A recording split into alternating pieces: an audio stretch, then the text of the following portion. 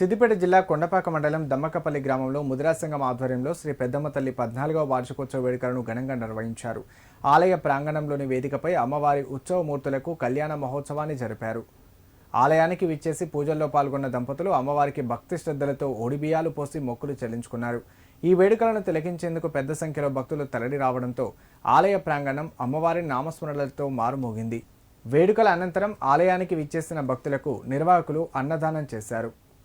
మండలం దమ్మకపల్లి గ్రామంలో ముదిరాజు కులస్తులం మేము మా పెద్ద మనుషులం అందరం మేము పెద్దమ్మ పండుగ 14వ వార్షికోత్సవం జరుపుకోవడం జరిగింది.